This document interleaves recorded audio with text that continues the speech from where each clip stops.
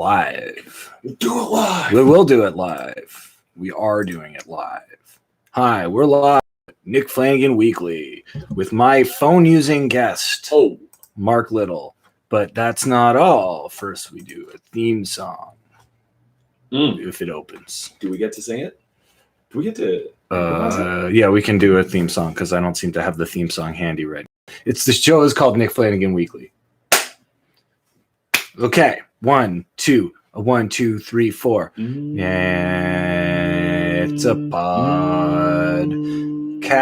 about a guy and his friends. He lives with his mom. He talks to his mom. He talks to his friends a little more. We're gonna put a mic closer to Mark. I thought he'd be participating more.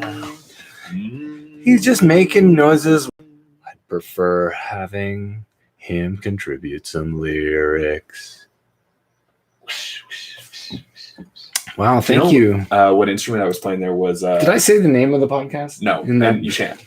I was playing the instrument of phone vibrating on a surface in the upstairs apartment. Oh, that was cool. Yeah, I know exactly what you're talking about. Yeah, and I think it's really good that you're so specific about things that you imagine. Improv is about specificity. Yeah. Improv is always about specificity. Never say car if you can say 1994 Prius. Right. Yeah. Like you go, oh, we're gonna knock your socks off. We're going to knock your Foot Locker long socks off. We're going to knock your Russell Athletic brand long socks off. Purchased at Foot Locker for a deal. Excuse me, but you can't bring your Shar-Pei named Jack in here. Excuse me, your the unclipped nails on your unspayed Shar-Pei named Jack? I like that. It's my favorite improv rule that doesn't matter as much as improvisers pretend it does. The specificity thing? Yeah. Yeah. Because sometimes you actually just want to be dumb and broad and just get on with it. This is how I do. This is how I do things. This is how I do things. Do you like being live on YouTube and seeing very much that there is no one person watching? No. I don't like it. Do you want me to go to a different website? Hard to believe that the only viewer is Dr. Mario himself. Dr. Mario. I got my PhD. He's not even an MD. No, he's psychotherapist. Don't let that man put pills in your bottle. No, he's not a doctor. They're all antidepressants. Every single one of them. You'll see. I'm going to go live on Facebook as well now too, and hopefully that. To me, that's scary. I know it's weirder to go live on Facebook, isn't it? Yeah. Mark, how does it feel making the return to my podcast? Can I pull this towards me so I can just sit nice and back? I don't think you can hold it, but may I not? I think. Well, I just think it'll make a lot of noise if you hold it. Oh yeah. So good call. We can. I've done it wrong. Sort something out. No, I'm good. You can sit over on my bed. How's this? How's this for sound volume? Good. Oh, I don't know. Good. Okay, we're gonna go live here. Look, this is how it works when we're starting. There's issues there. If anyone has any questions, Mark and I will answer them immediately. Can I play? Okay, so obviously, Mark, if you retweet this, people are gonna enter the room. I've retweeted it. You did already? I've done it. I did it immediately. Oh. And so many people responded with the eye roll emoji. It was nice. All of the fans of Mark Little are nice. Mark Little, they all hate me. What do you do? All of Mark Little's fans hate him. All my fans hate me. Same here, bro. That sounds like a SoundCloud rap song to me.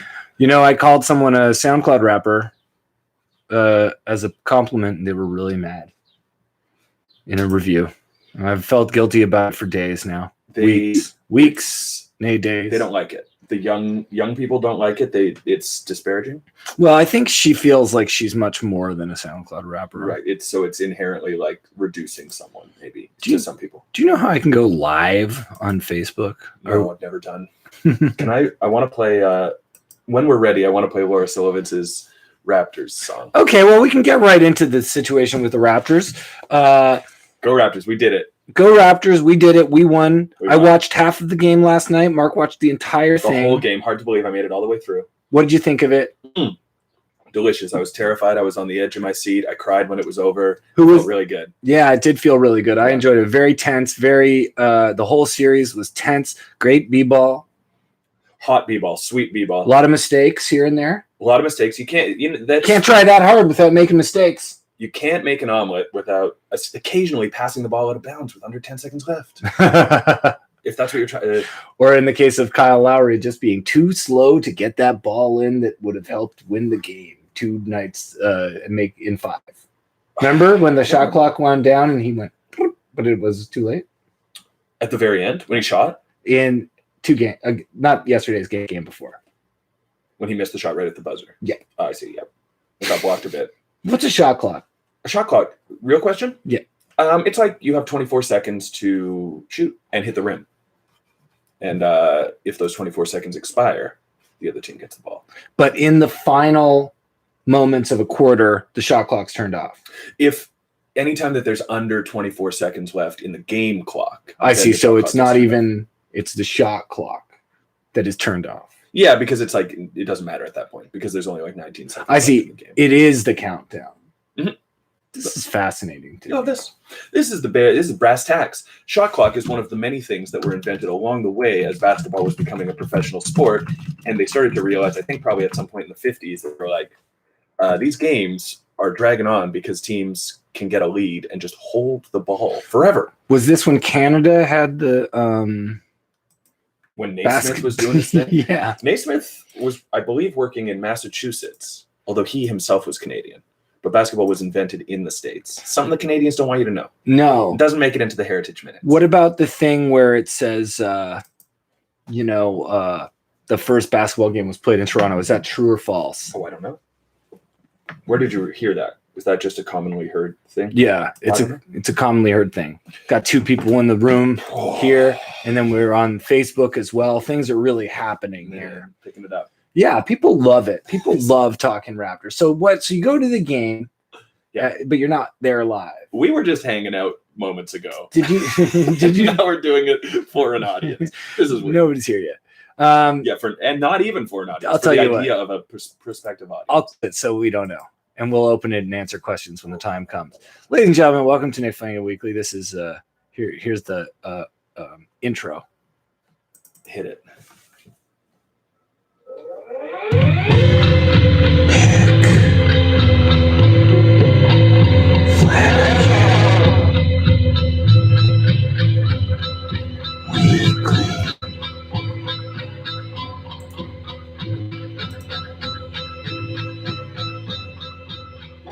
Welcome to Nickflanaganweakly. Wow. I've been doing this for quite some time, and That's a spooky intro. we got a spooky intro. I'm a spooky guy.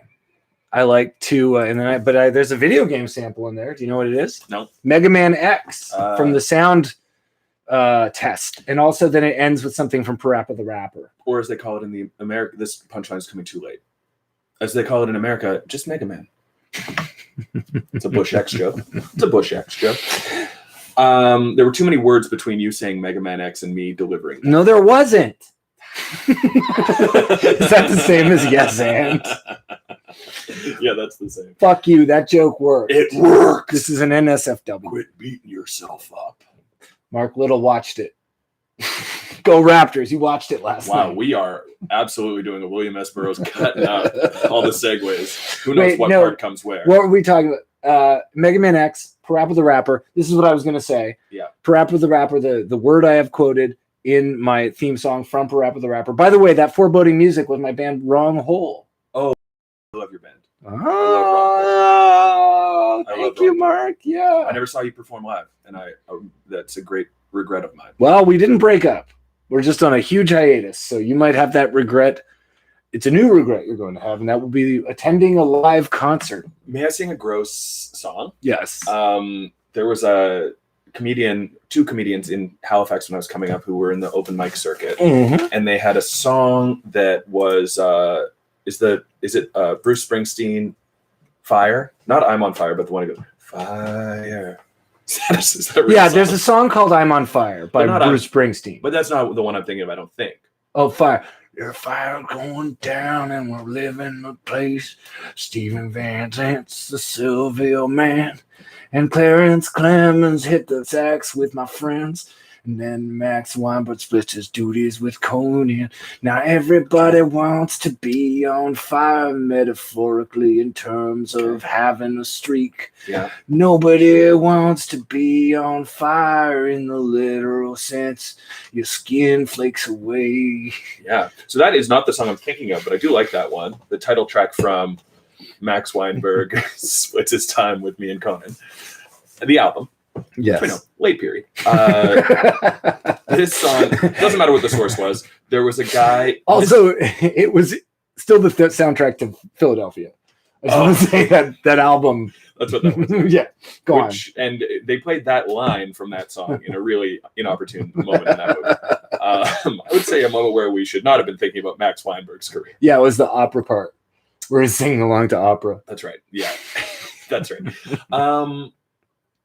Anyway, too specific. To the point of Wrong Hole. Oh yeah. Band name. There was a pair of open mic comedians in Halifax who sang a song that I assume it was all about. And the first one like this. It went. I can't remember actually all of it, but it's all about a guy who's at work and he's at like a work party or something. This is not a PC joke. We're not PC. Today is an un-PC. That's what you get when the Raptors win. When the Raptors win, day off from all of that. Do you know who broke yesterday? Police car was smashed by Raptors fans. Yeah, that's right. And that was actually legal. Yeah, and for that one. And the Raptors and the police squad said, "Well, today's the purge a bit."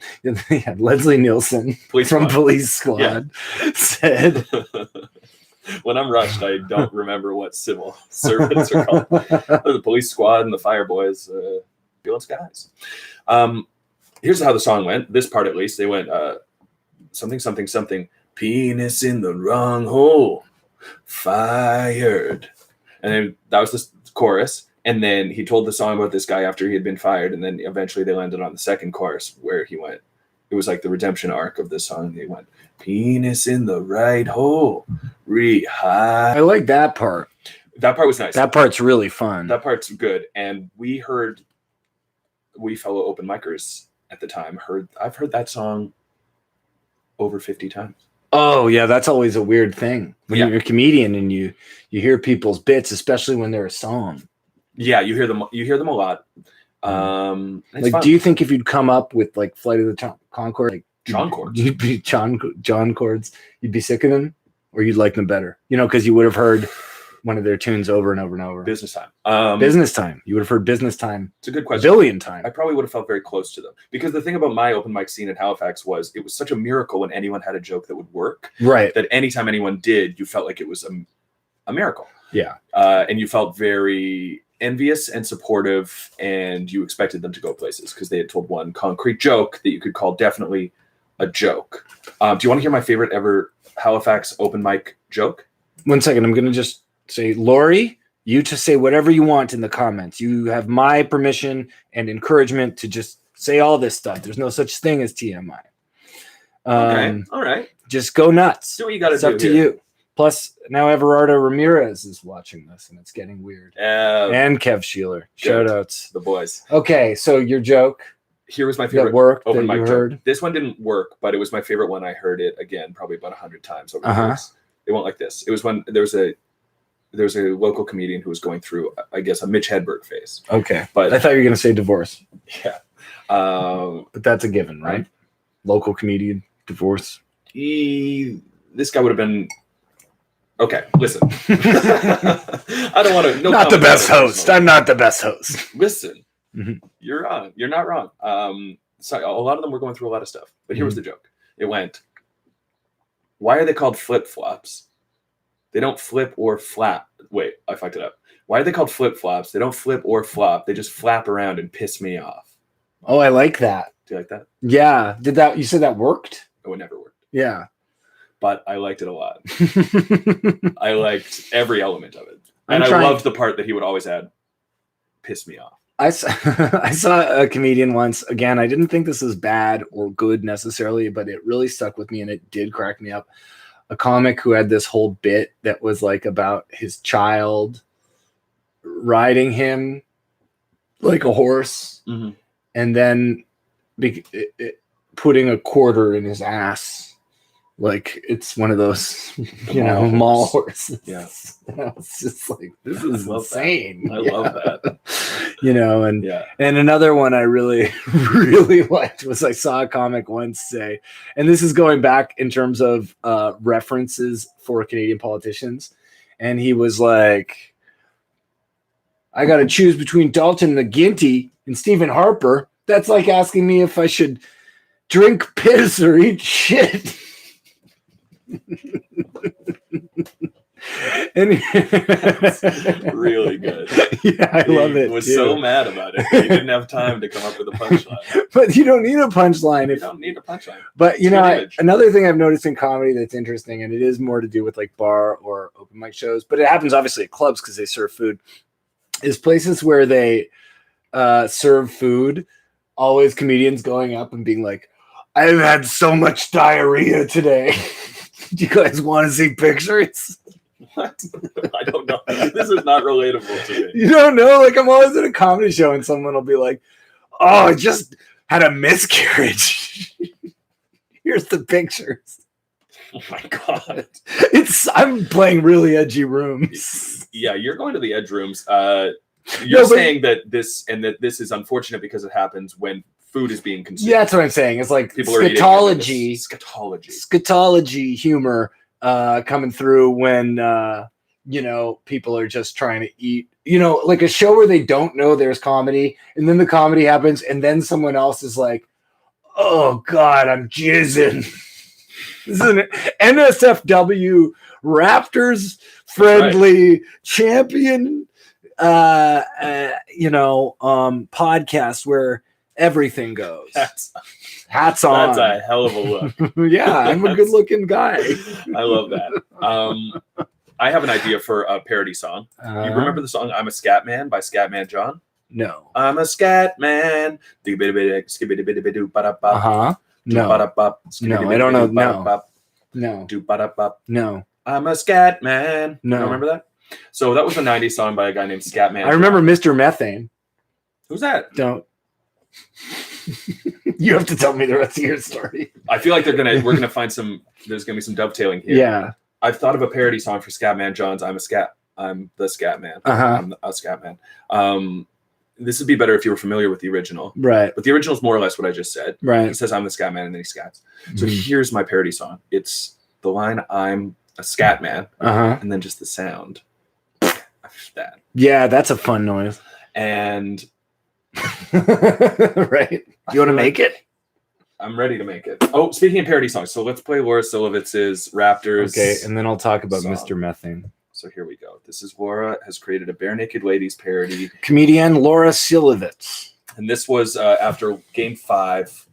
So before they won the whole thing, just in case there's any lyrics that sort of stick for people because they seem a bit out of date. That's the explanation. Here we go. It's been 5 games in the final round. Tonight we're playing the opponent's hometown. Game 6, we could win it all and bring back a trophy that's shaped like a basketball. One game that we have to win. We'll be cheering and clapping Kawhi. We're so proud of him. Toronto, let me hear you scream. We love the Raptors. They are our favorite team. That's good. I really like that a lot. I like it too. Importantly, Laura didn't make that for any reason other than to just text it to some friends. Well, it took a long time. Yeah, she clearly did. Although, maybe she improvised all the words, and maybe she knows the exact cadence of 1 week by the Bare Naked Ladies, which is what I assume that's from. That's accurate. It's all been done. It's not that. Shoebox of Life? Laura Funny. It's not Shoebox of Life. Is that a Bare Naked Ladies shoebox, the shoebox of life. Yeah. Earlier. That's a hard no. Me. When I was a young man, if I'd seen the Bare Naked Ladies on the street, I would have pointed at them and said, "You guys, you're not punk." Oh, yeah. Now, I pointed at them. No. Okay, sorry. But no, maybe they are punk, Are they punk? Yeah, sure. The one guy parties. The other guy probably also they all party. They party, and if that's not punk, I don't know what is. Partying is punk.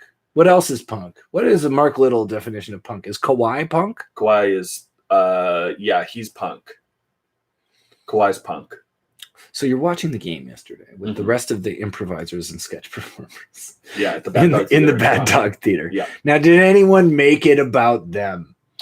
And you don't have to name names here, but No, everyone was very good and generous. I think early on when they started showing games there, it was more what you're describing. But by last night, everyone got with the program. I'm finally realizing what you're doing there. This is good. I like it a lot. It's definitely wild. Patron only. Yeah. This definitely feels like aging boy band member on a podcast and wants to prove a couple things at once. Hey, did you ever want to see two guys get the wrong idea about what Jackass is and do what they thought was a Jackass audition? Yeah. Well, Jackass is when you show off your body hair and you don't really know you're going to be, or you don't know you're going to be on camera. Right. I'm Mark Little, and this is Friend Chest. I love this mirror behind me is really scary. Well, I feel like if this was a horror movie, the mirror back of my head would start turning, not in sync. Right, like it's going to start doing things that you're not doing. It's going to start doing all the things you want to be doing. Like getting up, playing my video games, taking my art. Yeah, taking jumping up and down on the bed. Getting on a phone call, getting an amazing gig. Finding the cat. Yeah. Welcome to Nickflanaganweakly. I'm Nick Flanagan. This is my guest, Mark Little. I'm Mark Little. Mark Little is a popular 5-time Canadian Comedy Award nominee. Also one of the Just for Laughs ones to watch, circa 2015? 2013. It was a while ago. That was no the year. One to watch. I am one to have watched, and if you miss me, no problem. I'm one with a watch. I have a watch now. Hell yeah. I'm at one with my watch. It's a New Balance Steps watch. Kawhi, New Balance. Is he sponsored? Yep. So here's my question. Yeah. Now, Mark, you're one of the most heavily sponsored comedians in Canada, right? Yeah. Yeah. Did you retweet this to your followers, by the way? I did. Yeah. Look at that. That's the kind of friendship we've got. And I reminded them all to fill up at PetroCan. Yes, PetCan. So you, Mark, one of the most heavily sponsored comedians of all time in Canada and external of Canada, are sponsored by Petro-Canada. Yeah. You're sponsored by Jimmy's Coffee. Jimmy's Coffee. You're sponsored by Johnny's Coffee. Johnny is who I think I was thinking of. No, both coffee places. Okay. Bill's Coffee. Bill's Coffee. You've got this soft spot for people who name them their what would you call it? Their shortened name. Yeah. Is the first name of their business. There's nothing I love more than Little Theo's Coffee. Little Theo, king of the town.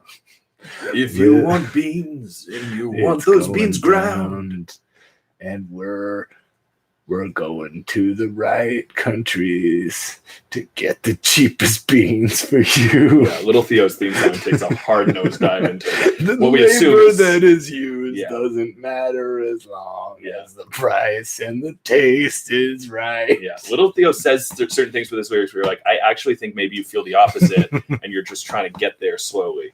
Like you feel ashamed of how this happens. I want to fix what's happening, but I can't. Oh, yeah. And then he does get to that. There's something called the bottom line. Yeah. For the prices you're paying, I gotta go cheap.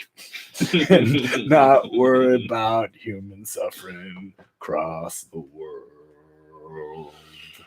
Oh, Little Theo's with a promise for you. Have a cup of some coffee and think.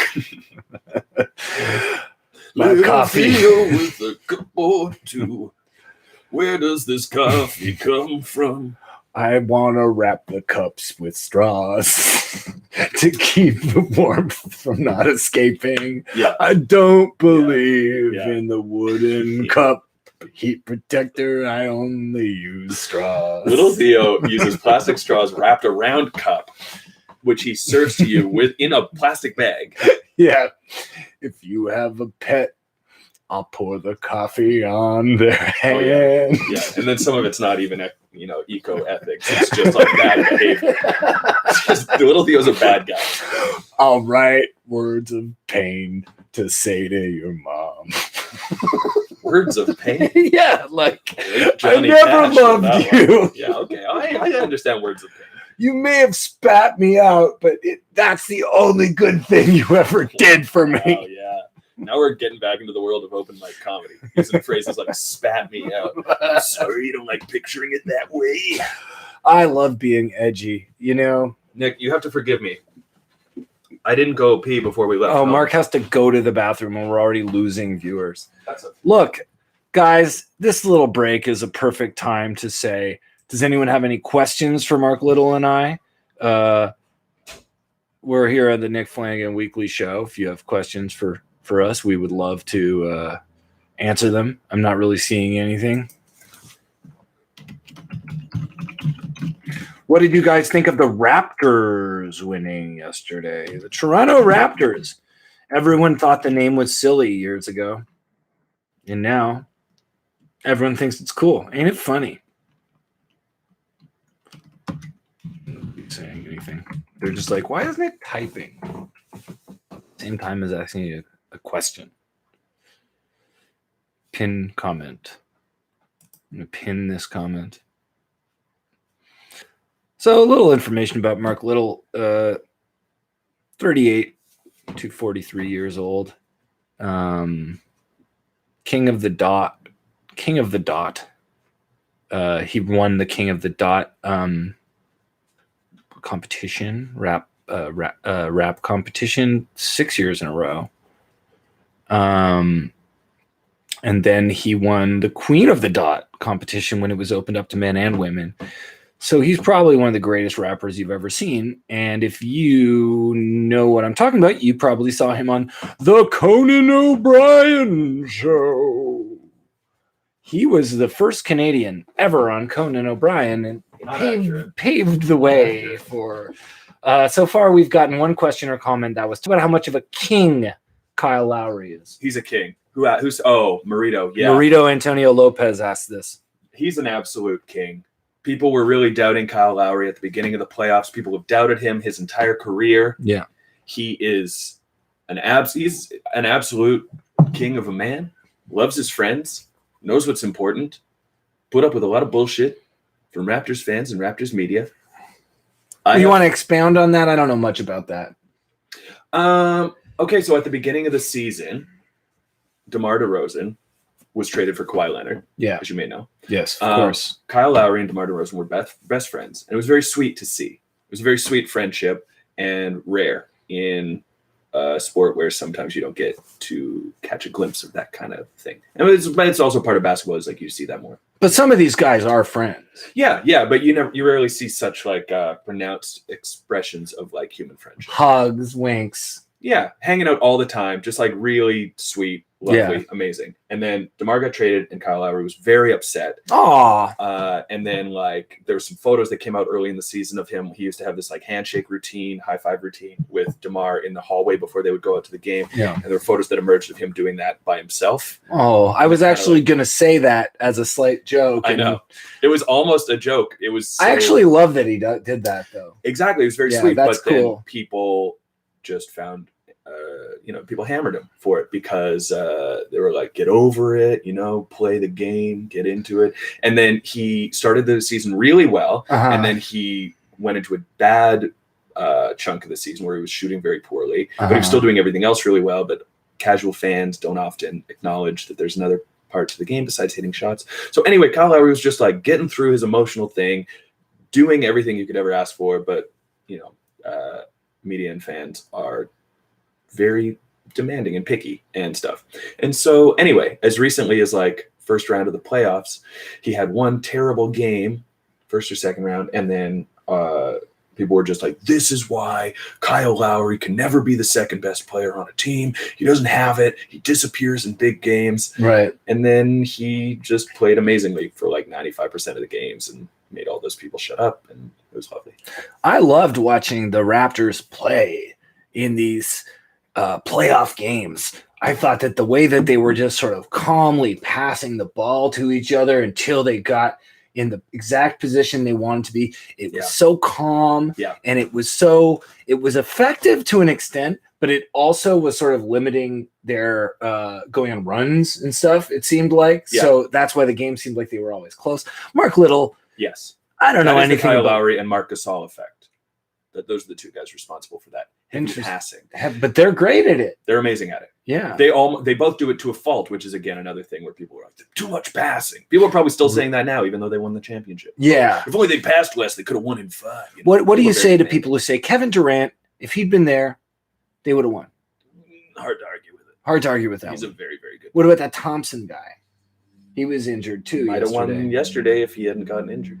I don't know. Right. Who knows? It's hard to say, isn't it? It's hard to say. You can't say something that couldn't have happened. What would have happened? You can't. And the Warriors. Like, let's say Hitler won World War II. Let's say it. What happens then? We get the Stephen King. We don't get that wonderful Stephen King book about what if it had happened. That's not Stephen King. If? Wait, who is it? Philip Roth wrote that book. Oh boy. Yeah, you're way off. I think I just lost. No, it's Philip K. Dick. Philip K. Dick. That's Philip Roth wrote one where it was like, if like JFK wasn't assassinated or something. What did Stephen King write? It. Yeah. What if Christine? What if the clown wasn't good? Yes, he wrote the original title clown. Was "What If the Clown Was Bad." Yeah.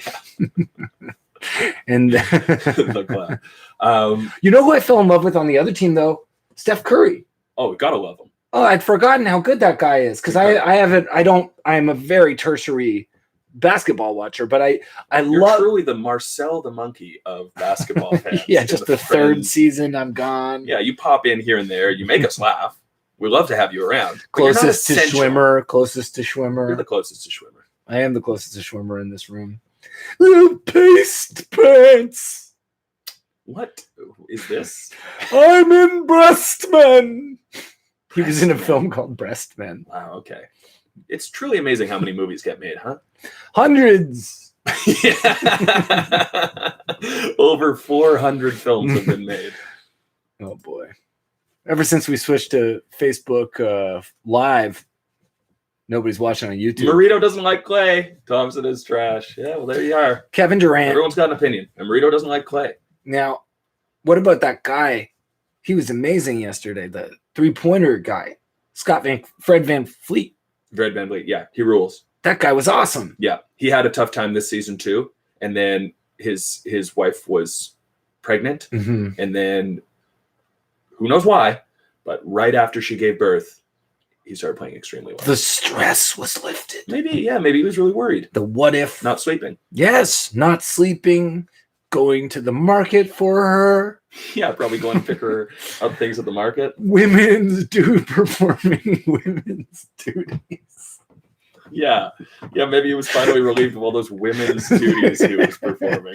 But he probably liked it better when he was doing those duties. And so he was stuck with like the reality of having to play basketball after doing something he liked way more. And he was like, if I do this well enough, I can do women's duties from here on out. Yeah. Is that a un-PC to say the word women's duties? I don't think it's the word that's the problem. It's more the content of the message. What's your take on PC culture? Man, I'm here for it. What's the edgiest, what's the worst excuse for, reasoning behind doing an offensive joke you've ever heard? What's the worst reasoning? Yeah. Do you have something in mind from your experience? I just put a bunch of words together, threw them at you. What's the worst reasoning? I can't think of any reasoning right now off the top of my head. Your question is so direct that I've drawn a blank. Sargon of Akkad. Yeah. A former. He's the one who's like running for. He ran for some UKIP in the UK and lost terribly, but I guess he made some horrible comment about a rape joke about a politician who had made some sort of a horrible comment about male suicide. Okay. And he said, if they're being a bitch, I'll make a rape joke. Right. Okay. So there's some bad reasoning. Yeah, that's twisted logic for sure. Okay. I hear what you're asking. Yeah. I don't know. But don't you think comedians should be able to get away with everything? Yeah, I think it should be The Purge, but only for comedians all the time. Do you think it's my open shirt that has led to only one person viewing this? It's truly a Marito look based on last night, so I can see why he's still Marito showing Lopez, support. our friend who is shirtless very often. Very was going funny nuts, comedian. dancing on garbage cans last night, really losing himself to the moment. Really admirable. Yeah, I was saying I saw a guy break dancing outside of the apartment I was in, and he was blocking the intersection, and but it was on a green, so it was fine. But while the cars were waiting, I've told you this story already. He pulled out a kerchief and waved it like a racing flag and said, "Gentlemen, start your engines," and the cars drove past him like it was the beginning of a race. I love it. And it was nice, you know. Pandemonium allowed to some extent. Pandemonium encouraged. But you don't want it where it's so pandemonious that people are entering your home forcibly. No. Which there's certain countries where that happens. Well. Malta. Malta. Isle of Man. Sure. The Georgian states of Russia. Okay. Just circling around something I understand. Familiar with these places. Ukraine. Okay. All right. Darfur. Okay. I think those are the only ones. This is interesting. Okay. So, Mark, what do you got on the burner these days? On the burner? Yeah, what do you? I don't know what to do now with my life now that the Raptors have won. And your show got canceled. You know what? When Yeah. God closes a door, he opens a window. And Yeah, this window was about a sports team I follow. That's perfect timing, right? That's nice. Now, let's just say Mark here is great. I'm not teasing you. Tease. I teased a little just then. Your Tease. show, Cavendish, unfortunately not returning for a second season on the CBC channel, as far as we know. Yes. I mean, it's confirmed that it will not be back. As far as we know. That's true. Who knows? You don't know. You don't know? Anything goes. You don't know. There are no rules. No rules. Chaos is a ladder. Chaos is a ladder that a man must choose to climb. You must say, do I want to climb this chaotic ladder? A chaotic ladder is a ladder that's just standing in the middle of the desert, Yeah. pointing up towards nowhere. And the little rungs keep appearing and disappearing like in a video game. Yeah. You know? And you got to remember, okay, what's the rhythm? What's Yeah, the time? So totally. it's not really chaotic. No, it's just quite rhythm. mathematic. Magical math. Yeah. Yeah. But I think there's nobody watching this. Have we lost everyone? I don't know how it works. I like to think that it's just doesn't matter. I don't really care. I'll put this out at some point. Heavily edited. Gotcha.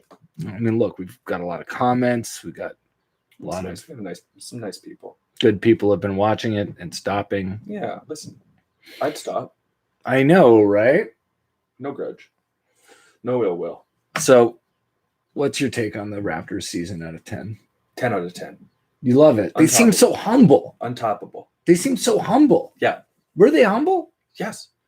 Were they, and why were they? Do you think Kawhi Leonard really set the tone along with the coach, Nick Nurse? Do you think they were the guys who sort of helped guide the team into a sort of a Zen state almost of just sort of fighting hard when the time demanded? Yes. Yes, I do. Am I writing Raptors fan fiction? Right Yeah. now? Yeah. A Raptors bandwagon fan fiction. I love that idea. Bandwagon Raptors fan fiction. Yeah. Like where you don't know that DeMar Rosen and Kawhi Leonard were involved in a trade. I'm not saying that's something I didn't know, but you didn't know that, so you just write your own version of how Kawhi Leonard wound up on the team. Sure. Oh, I like that. So once upon a time, Okay. Kawhi Leonard wakes up. What's okay? Wow. Tense has already done a wild left turn into And he present tense. Okay, scratches his eyes. Yeah. Sort of writing this like a screenplay. I got it. Right. It's not a story He's at all. tired. Okay. It's very similar to the opening of The Last Boy Scout, not where the guy kills himself, but When he pulls out a gun. no, while not he's, that on the part, football field? but the Okay. part where he's sleeping in his car and then like somebody throws a dead squirrel at the side of the car. I love so much that you are going to raise a movie as niche as The Last Boy Scout and then sort of scold me for going to the most memorable part. Like I don't know the film well enough, and you're right to do so. Yeah, Because no, you're right. I don't know it that well. I don't remember. It's a great movie, but I feel like it's not. no, it's actually incredible. Like Mark and I, we've really bonded, right, on like a certain era of films, like the sort of 80s, 90s movies, late 80s, early to mid 90s films like Indecent Proposal. Oh, sure, the whole Adrian Lynn, Oliver Stone, Shane Black wrote The Last Boy Scout, and it is the most extreme. It's almost the most extreme, like Bruckheimer type of movie. It's like before the Raw, you know, back in the 80s and 90s when those guys were doing so much coke that like they were literally like, okay, so one of these guys is operating a pedophile ring, but he's like on steroids and he's always freaking out and he's like doing coke and all these kids get killed. You know, like these movies were all really messed up. Who was the one guy who was like the king of that, the like sex thriller, Esterhaus? Joe Esterhaus. Yeah, he wrote a lot of those movies too. Yeah. But Shane Black, they were actually in competition, Joe Esterhaus and Shane Black, for who could be the highest paid screenwriter. Oh, right. Yeah. And I think Esterhaus did win it, but I don't know for sure. Shane Black also wrote, I believe, The Last Action Hero. Did he? Yes, which starred Charles Dance. I feel like which one of them wrote? I feel like maybe Esterhaus broke the record with that really bad movie with Sliver. David Caruso. No, not Sliver. Oh, Jade. Yeah, Jade. Yes. Jude. I love Jade. There's two. There was a movie called Jude around the same time. By the way, do you like that we're talking Raptors? Joe Esterhaus, voice of your Toronto Raptors. Kawhi wakes up. This is it. He's woken up in Kansas. Okay. He's in a car sleeping. He doesn't have a home. I don't think we're not in Kansas anymore, he says. He says, I know we're in Kansas now, but I don't think we're in Kansas anymore. I do think we're not in Kansas. What was it? I don't think we're not in Kansas anymore. Yeah. So he wakes up. He's got one of those landlines in his car. Yeah. Like in the 80s. You know, there'd be a car phone. It'd be like a landline in your car. And how about instead of Toto, he's got My Neighbor Totoro. Yeah, he's got a Totoro with him, and he's got this landline in the car, and Totoro says, Mr. Leonard. Yeah. I'm your assistant. Yeah, very formal, yeah. And I'd like to As we know the Totoro character to be. And I'd like to tell you that the phone is ringing. Would you like me to answer it, sir? Mm. And Kawhi goes, but I don't own a phone. He goes, I've never seen this phone before in my life. Yeah. I want it to be like one of those phones that turns into like a bug, like in the Matrix. Yeah, or I feel like maybe Naked Lunch, which we were talking about earlier, has that too. Yeah, or we could do like a nice what's the one where James Woods puts his hand and pulls out the gun? Videodrome. So maybe that's the phone is in Totoro and he has to reach in and it's kind of psychosexual. He has to pull it out and answer it, and it's Raptors GM Masai Ujiri. Whoa. I obviously checked out there. Raptors president, Masai Ujiri. Who is apparently going to be, they're investigating him for an on-court altercation. What's the story about that? Do you know anything about that? Here's all I've heard is that a police officer wouldn't let him enter the court without his credentials. He didn't have his credentials on him. But he's like the president. He's a very well-known figure in basketball. He's like recognizable. And it got heated and he maybe pushed him, maybe punched him. This is all I've read. And then Kyle Lowry came and grabbed him and pulled him onto the court. And now the police people in Oakland might be pressing charges or are pressing charges against him.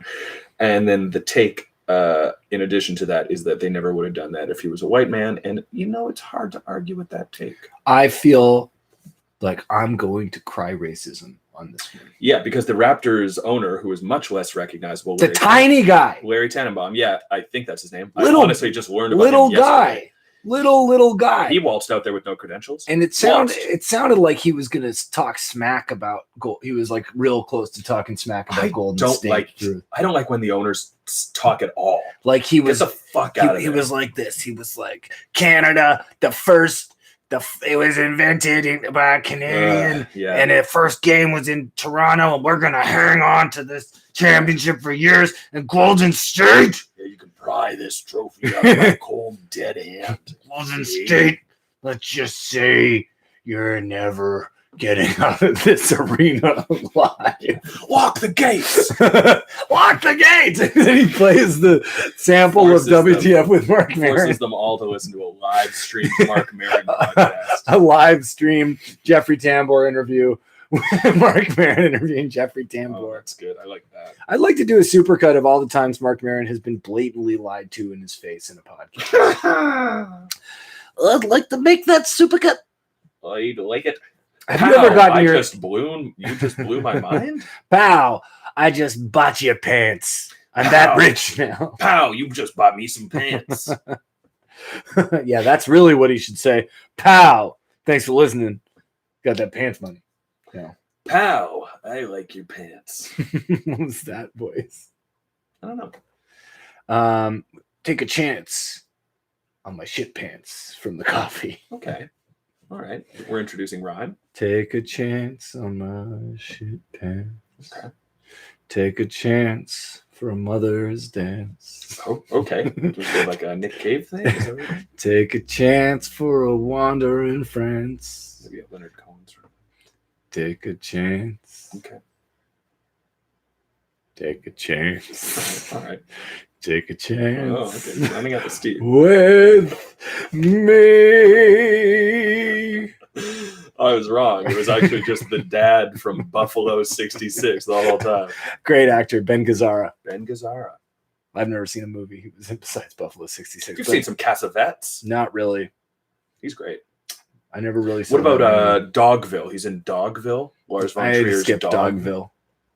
That's a moving film. But I've met Alison Pill a few times. She's in Dogville. Is she? Yes. Alison Pill. Yes. Of many different things. She and Jay Baruchel were an item briefly. Is that accurate? That's accurate. Maybe yes. still? No, not anymore. Not anymore. Hey, I'd like to know if I'm still going out with you. That's an insane take on that voice. A lot of goons here. Honestly, feels like an old man. Yeah. Doesn't he talk like an old man? That's what I'm going to say about Yeah, Jay. but it's sort of more nebbish. Yeah. It's sort of down here. Ooh, 2 Baruchels, 4 hands. I can see us touring this. Yeah. Chris Wilson does an incredible Baruchel. Now, not everybody in my audience knows who Chris Wilson Everyone knows is. Chris Wilson. But tell the world about Chris Wilson. Chris Wilson. He's part of a sketch duo named called Peter and Chris. Very funny. Very funny. He's great. He's on the Second City main stage as we speak. Talking. He does a lot of really good impressions, and he's just very funny overall. What's your best impression? I'm terrible at impressions. Terrible. What's your best one? I don't know. I can't even summon one to mind. I tried to do a Pacino the other day, and it was bad. Well, it seemed impossible to be bad at that. You've never been around. What the hell? Sweet ass! Oh yeah, that one I can do. You know, I can do him in my favorite moment in Dick Tracy when he figures out there's a rat hiding, like a someone who's. Oh, I love that part. No, there's when the dripping coffee, thing. Yeah. Coffee drips down, and he realizes this is how Dick Tracy's been spying on me, and he goes, "Oh, John, there's a rat. There's a rat. That's really good. That's a rat." Yes, that's a great scene. He is amazing in Dick Tracy. It's so good. It's the perfect in between of his careers, where he's like, I don't think he'd really gotten to do like that stagey a character at that point in 1990 or whatever. Yeah, maybe just the hoo-ha one. Well, I'm not even really talking about like you. Yes, there's a lot to be said about the cartoonishness of hoo-ha, and which I think was after Dick Tracy anyway. But and Scarface, obviously. But both of those are rooted in like the real world, whereas this was like, I'm a cartoon. Yeah, and it fit him very well. I got bad news for you. Yeah. I'm a cartoon. Tracy. Why is that bad news, Al Pacino? I don't know. I don't write dialogue, so the things I say don't make a ton of sense. Well, it was sold out his writers there. His writers. I do have writers on hand. He's so good in that movie. I love that movie so much. And you're right, it is a mid-period bridge piece between when he had normal hair and when he had only spiky hair all the time. Yeah. The weirdest feature of Al Pacino. He's like, I saw a movie called Labyrinth. I'm gonna get this guy's hair. I want his hair. Bring me his hair. I want his hair. I want it now. That's like, he basically, the one bad method acting choice was Big Boy Caprice. He was like, so to prepare for the film, the next 14 years and 14 years prior, I'm going to talk like this. 28 years of Big Boy. We should call this podcast Two Comedians more or less fail at the easiest impressions there are. I don't think I am doing a bad impression of Christopher Walken. Oh, I love it. Yes. That's good. There's some Woody Allen creeping in there, but I do like it. You go, hi, I'm looking to rent Knock Around Guys. Okay. It's not even the movies. And I'm sorry, I made a bit of a mistake there. I'd like to order a copy of Stand Up Guys with myself, Al Pacino, who's here with me. Sure. You want to say hi, Al? Oh. Oh. That's all I can do. And Alan Arkin, who could not be here. Yeah, so we don't have to do it. So you're good at Pacino. Oh. And you're good at who else? Can you do a Michael Jackson? Or is that kind of problematic?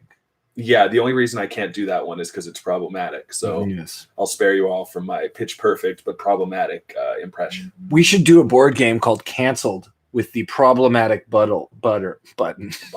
That. We should do a board game called Canceled. Yeah. Which features the problematic bubble.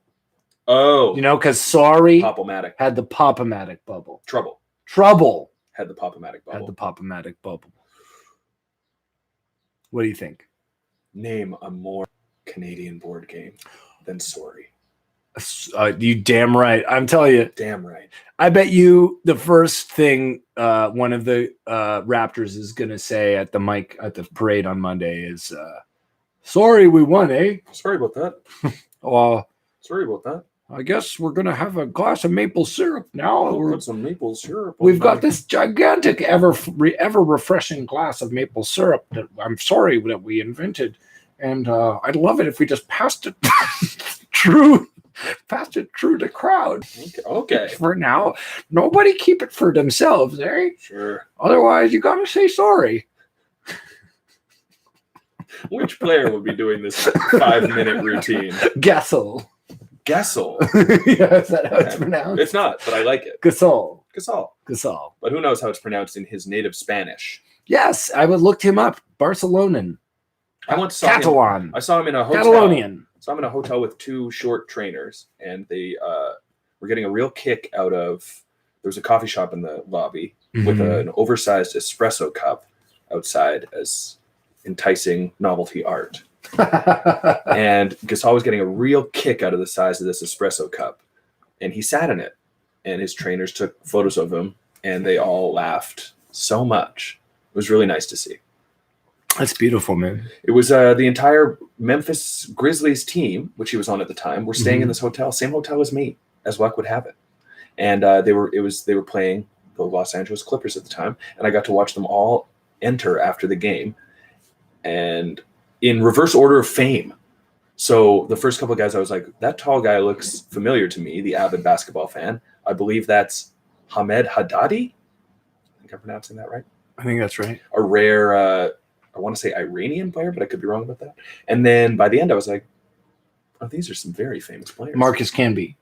Not on the team, but of that, that stature. Sure. Clyde Drexler. Long retired by that point, but yeah, of that stature. Vlad Divac, the point men from hell. Yeah, he was a center.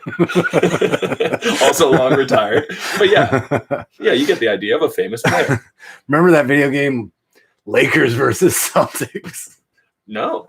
It was for Genesis. Really? Was that a real game? Yeah, the Electronic Arts people who did the NHL hockey also made other sports. As you know, NBA Live is one of their famous friends. But before NBA Live, they had Lakers versus Celtic. Wow. Bulls versus Lakers, and even something called USA Basketball, where it was all the Olympic teams during that Dream Team era. Yeah, that's nice. Which, of course, preceded Space Jam. And that's the turning point for a lot of us. Ladies and gentlemen, I think the time has come for us to say goodbye.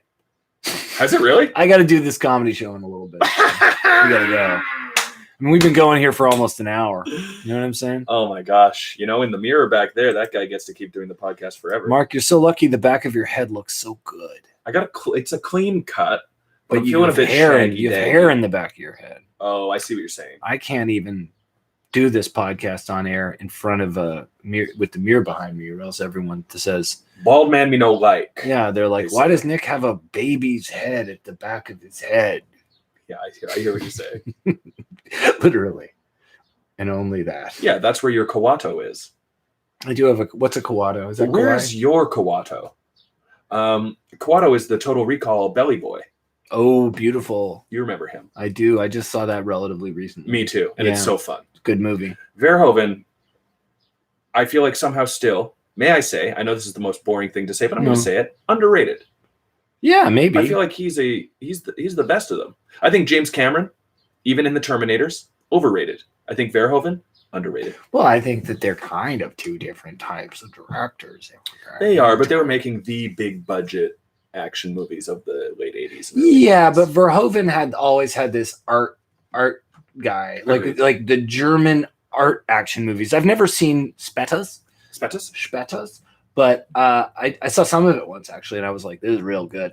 And he did another one that's similarly. He's got an element of psychological like thriller that's sort of in a lot of his things, and sci-fi, and it's Yeah. always And he more. likes There's more beautiful depth. I things. mean, I agree with you. Yeah. There's more depth And there's then more in playfulness with the in a visuals. James Cameron movie, and there's more humor, and you know. Yeah. But I don't know why I'm comparing the two, except I think that I just had in my. I feel like it's like universally accepted that the Terminators are some of the best action movies of all time. what's a better Wayne Knight role? Guy who sees Sharon Stone do it all in Basic Instinct, or Oh shoot, yeah. or Dennis Nedry in the Jurassic Park, to bring it back to the Raptors. Wayne Knight's the one who sees her cross and recross her legs. And he sweats and goes like, "You gotta tell us who's And responsible." mops his brow like a southern one. Greatest! You got your head right up inside it. Talking to what the hell's that guy's name? Hank Azaria. I don't like this comment will make me no friends. I'm not a huge fan of that film. Heat. Heat. I just like the part where he's talking to Robert De Niro and they have the scene together. In the diner. Amazing scene. Yeah. The rest of it, I don't really care. People love that movie. People love Michael Mann. I love a couple Michael Mann movies. Can I name what they are? Probably. Maybe. Road Trip and Yeah. The Hangover. Yeah. Those are my two favorite Michael Mann movies. Very cool. Good call. I think he directs comedy well. Yeah. Tom Green. Tom With a Green. mouse that he cares too much about? Or is it Yeah. a snake? Oh yeah, I forgot that Tom Green has a subplot in that movie, right? It's like something where he's always stuck on a submarine or something. Yeah, some sort of like a Or am I thinking of a D different? plot. No, I'm thinking of Charlie's Angels actually. Oh, okay, but he is doing a similar thing in Road Trip where I think he's also doing like you check in with him once in a while. He's and on a separate journey. being cuckoo, and it also had that guy whose name I always forget, but he's got the strangest, most interesting name of all those '90s kind of teen rom-com. actors. Liev Schreiber. Not him. Casey Sirzmako. Yeah, it was something like that, like a Bebop. Bebop Rocksteady. Yeah, Ron Splinter. Ronzi. Bebop Roncesvalles. Leonardo Michelangelo. You know what I mean? It's like a Raphael Donatello. it's like a Zoodle Zachary Zachary Braff. Renbum. Brenbum What's his O'Connell. name? You would actually know who I mean, and then you would agree that his name was pretty wild. He was in Yeah. Clueless. He played the sort of stoned out skater in Clueless. Oh, Zachary Quinto. Yeah, Zachary Quinto as Spock in Clueless. I got to see it. Clueless? I mean, I haven't seen it for a long time. It's so good. I love it. It's a tight one. I love it. No, Do you remember what we were just talking about? Me neither. Pacino impression. 4 stars. 4 stars. What about, can you do Lord Laurence Olivier? Sir Laurence Olivier? I don't believe we've met. You're the Running Man, I see. Yeah. and I'm Was that a Marathon a Man Nazi? reference? Is he in Running Man as Wait, well? Marathon Man's what I meant. Yeah. You're the Marathon Man? Excuse me, sir. I saw you at the marathon, and I have questions about what your views are on who won and lost World War II. I don't know for sure, but I think that might be pretty good. Is that good? I don't know. I can't picture his voice at all. What about, can you do a Maurice Chevalier? Who's that? He was in Gigi in the 1950s. Okay. And 60s. I can't, but if I had to guess, you're Gigi, am I right? Can you do Connery? Everyone can do Connery. That's the first level of being a comedian. Marnie. Ooh, I knew it'd be good. That's quite a lot for a Jaguarundi. I saw you in the rear window and I couldn't help but ask. Yeah. What was it like working with Hitchcock? Yeah, that's before he was recast in Rear Window. No, it was him talking to Jimmy Stewart. Is he in it? Jimmy Stewart's in Rear Window. No. Is Connery in it? No, but like he's like, I saw you in Rear Window. Oh, I thought you said I saw you in the Rear and Window. then Jimmy Stewart goes, I was in Rear Window. Oh my God. That's the worst of the batch. I saw five. Well, he went west. You're hating this. I'm trying to find Jimmy Stewart. You know. These should all be so easy. Every non-comedians know how to do all of these. What Perfect. day is it today? That's an insane impression. Who is that? That sounds like a mop from Alice in Wonderland. What happened to Bob Cratchit? That's good, but that's not Jimmy Stewart, but that's someone. Keep doing that. Well, what happened to Bob Cratchit? Oh, he's just kind of a Henry Fonda. What? No. I feel like Katharine Hepburn. No. Audrey Hepburn. I feel like maybe it's like the shitty seagull character from Watership Down. Didn't see it. No, that's not actually right. I don't see depressing He cartoons. does up here. Oh, me seagull. I watched it. That movie's so good. May I say? I should see it. May I argue the case? Well, ladies and gentlemen, Mark at Mark Little on Twitter. No Instagram account to speak of. No. What? Gary and his Demons available. CBC Gem or Verve if you're watching in the States. What it's else? on Sci-Fi in America. What do you want to say? What's your message about UK. Will people, what it's like to blow out? Did you blow out your Achilles? Ooh, never. Miguel Rivas did, and so did Kevin Durant 2 games ago in the NBA Finals. And from what I've heard, it's a brutal injury. It takes about a year to recover. I hate it. Miguel said, and I quote, "It felt like someone ran up behind him and broke a broom over the back of his leg." Ooh. He was just running backwards, and then he felt something, and he said he turned because his first instinct was someone hit me for some reason. And then when he didn't see anyone, he was confused. And then he realized something was very wrong. Pain. A lot of pain. That's a bad one. That's the bad one. That's why there's a whole Greek myth about it. Achilles. That's why. And his heel. It was probably during sports. Yeah. He was playing blood sport. The sport of Troy. The sport of sacking? Mark. Nick. Thank you for coming. Wait.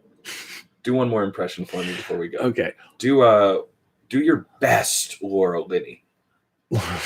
Okay. Sean Penn, you're the greatest. Oh you're the hero of the family. And we are gonna get through New England and Boston. Our kid died, but you got revenge. Yeah. And we are heroes here. Yeah. The queen and king of Mystic River. Yeah. Yeah, that's definitely Laura Linney.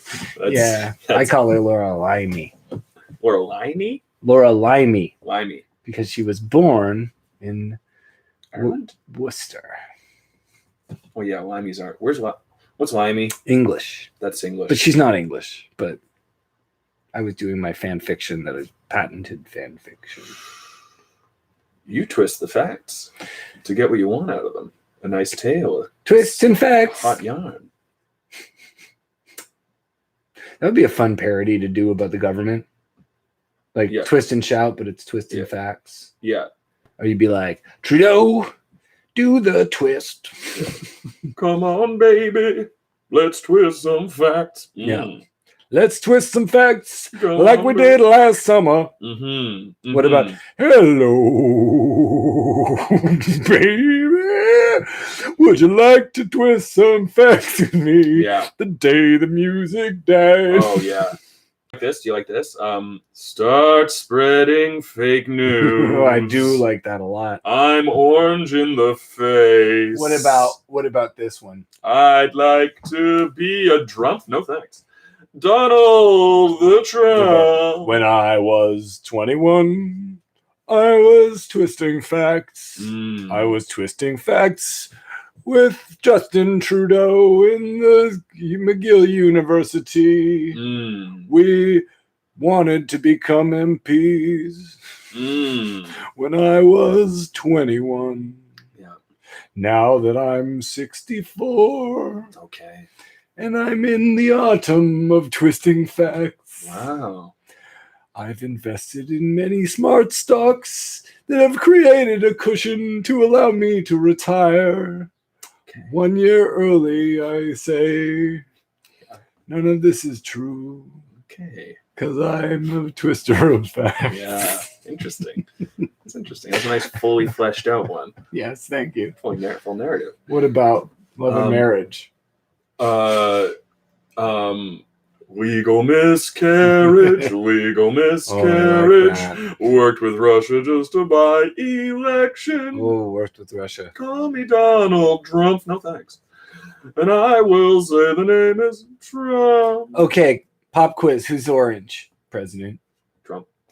Pop quiz to you. Mhm. I don't care what rhymes with orange. What is orange in your opinion? It's a color. And who might have that on their face? Mr. Trump. Interesting.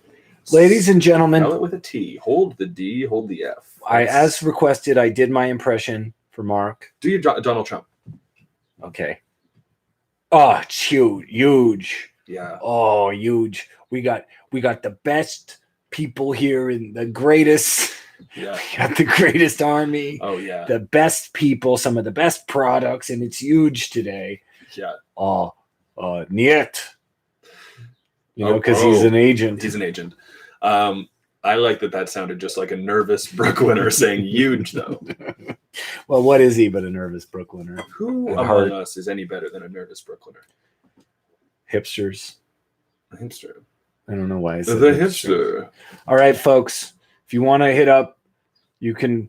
If you want to give me money, I'm going to write this. Give me money.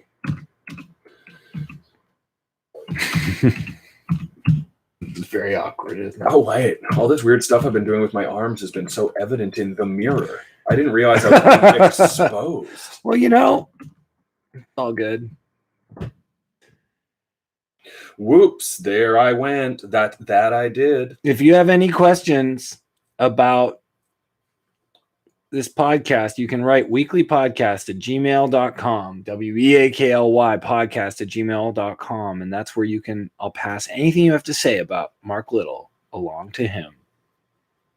All I want to do is zoom, and a boom, boom. Don't call me Drumpf. Don't call me Drumpf. Don't